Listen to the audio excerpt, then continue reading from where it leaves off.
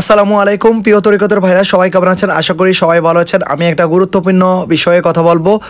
রেজু বাবা একটা মাহফিলে বলেছেন যে আমার মুরিদান অনেক অনেক লাখ লাখ কোটি কোটি দেখা যায়, কিন্তু এই যে আপনারা আমার মাঠে যে দেখতে পারতেছেন একটা বড়ি গাছ আছে, বড়ি গাছের পাতা দেখা যাচ্ছে অনেকগুলা, এই পাতার সমানও আমার মুরিদান হয় নাই।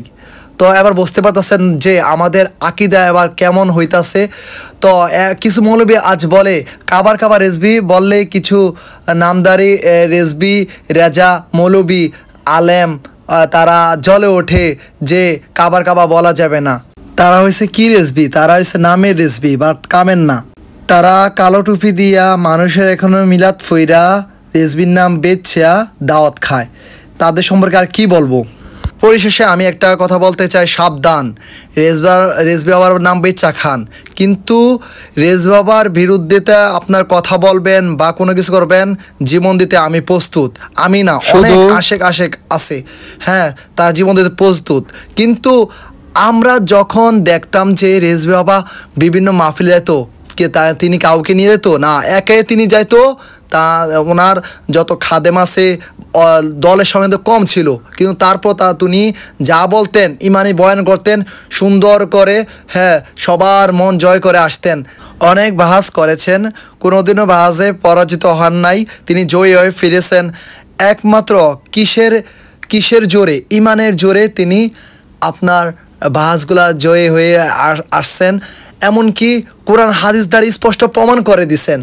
তারপর যারা ওইখানে ছিল তারা বাবার কাছে মুরিদ হয়েছেন। সুবহানাল্লাহ, আমি কি আর বলবো। এখন দেখা যেতেছে ওয়াহাবি মাদ্রাসায় পড়ালেখা করে, হ্যাঁ, ওয়াহাবির দালাল এখন তারা আরও বলে কি তাজিমি দেওয়া যাবে না, আবার কোনো হিজলা হিন্দু রজা শরীফে প্রবেশ করতে পারবে না।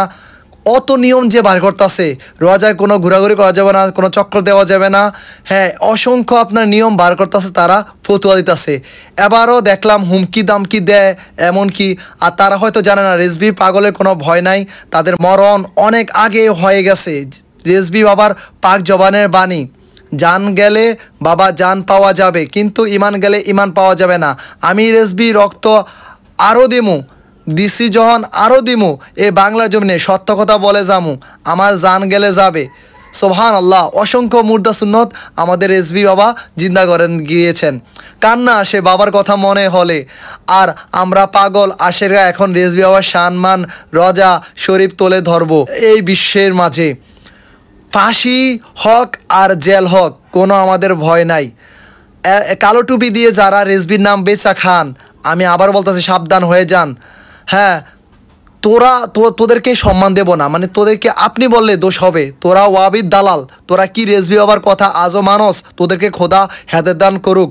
রেজবি বাবা ছাড় দেয় কিন্তু ছেড়ে দেন না। সব দেখে সময় হলে টের পাবি কিভাবে তোদের পতন হবে। দেখবি সব কিছু তোদের ছিন্ন ভিন্ন হবে। লাগতে আসিস না, ছাড়কার হয়ে যাবি। মনে রাখিস এই দিন দুনিয়ায় রেজবি পাগলের কোনো কিছু ভয় করে না। জেনে রাখ, রেজবির আশিকদের তোরা থামাতে পারবি না। কে কি বলল? লোকের কথা কখনো কয়লা স্বর্ণ হয় না। ও আবিরা কি বললো মাজার নিয়ে, ও উমকে কি বলো না বলো, আরে তোদের ফুটকির মধ্যে ঘুরে কি আরেকজনের মধ্যে ঘু ঘু ঘু। কিন্তু আমরা যা সত্য তাই প্রকাশ করব।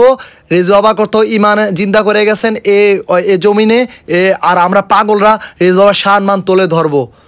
তোরা কি করতে পারবি করিস।